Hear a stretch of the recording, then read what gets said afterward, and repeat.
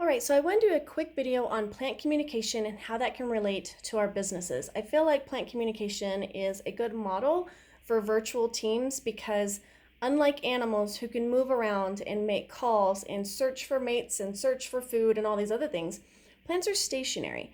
And so it creates kind of a fun and interesting model for thinking about communication from a standpoint of an ecosystem as compared to a business ecosystem. So um, here I basically just kind of described two ways that plants communicate, and there are more, but it can get complicated really fast, and we really want to stick with the two main methods. So the first one is a common mycelial network, and I'm sure most of you guys have heard of this. This is the network of fungi that are underground that are basically connecting all the plants in the forest.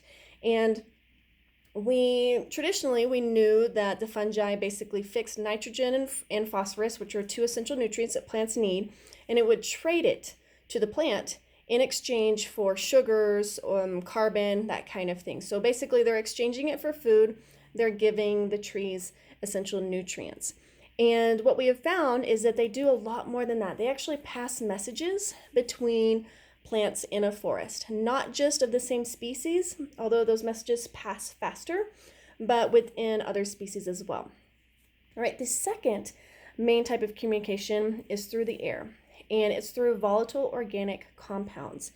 And basically what happens anytime a tree is experiencing some type of environmental stress, then they produce a cocktail of different compounds. And so people liken it to this idea of chemicals are the words and the cocktail is the sentence.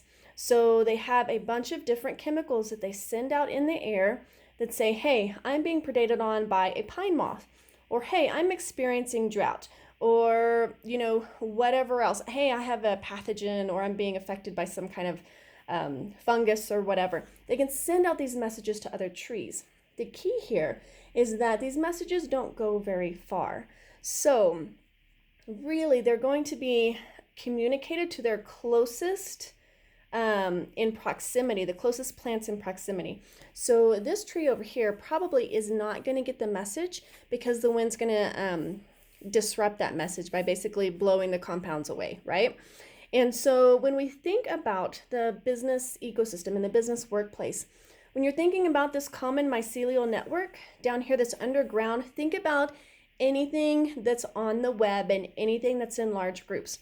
So think about video conferencing, think about using Asana, group emails, things like that. If you're communicating within the same species, then think about it like communicating within your company. So a company-wide email.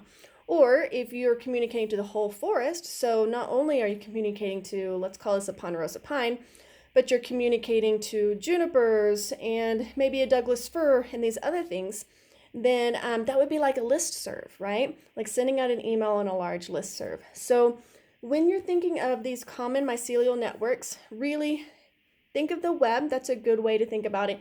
And also think about large groups and long distances. Now, when you're thinking about volatile organic compounds and that type of communication in plants, really you're thinking about things that are a lot more personal and short distance. So one-on-one meetings, either video conferencing or in person, phone calls, texts, emails to a single person, a quick drop-off in someone's office. These are going to be your short-term, short-distance, personal, one-on-one types of conversations. And well, let's go down here. So when you think of a business ecosystems as forests, it's really important to note that in the past, we were taught that trees and plants in forests are pretty much always in competition. They're competing for sunlight, they're competing for water, they're competing for nutrients and minerals. And what latest research has found, so really starting in about the 80s, is that plants communicate and they collaborate with each other, maybe even more so than they compete. There are definitely some plants that compete by sending out toxic chemicals that keep other plants out of their territory, so that happens. But we've seen a lot in forests that there's a lot more communication and collaboration going on than we ever thought. And in these forests, we have what are called mother trees. And these are going to be the old, well, I don't want to say old, sorry, the well-established trees, right? So these are going to be likened to the people or the organizations that are well-established in their field. And basically what these mother trees do is, maybe here's a seedling, let's say it's not getting much sunlight and it's sending out these distress signals saying, hey, I'm experiencing drought, I'm experiencing not enough sunlight, it's sending out whatever message, right? And the mother tree, what it can do is it can send it little care packages. So you see this a lot within companies themselves, right? You have people that have been in the business for a long time and they take a new person, a new employee, a new recruit, whatever it is, under their wing, and they help train them to work in the business, okay?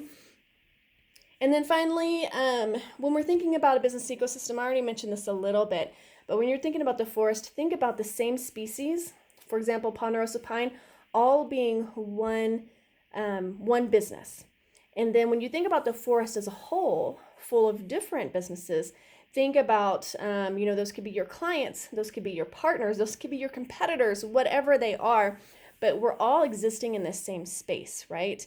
And so it's the idea that maybe we don't necessarily have to always compete for resources like we thought forests do or did. Turns out they communicate and they collaborate a lot more than we thought. And I think that's a great example for how we can be as our businesses within our fields and within our niches. So I hope that helps a little bit to explain and describe how plant communication can relate to communication and connectedness within our business ecosystems.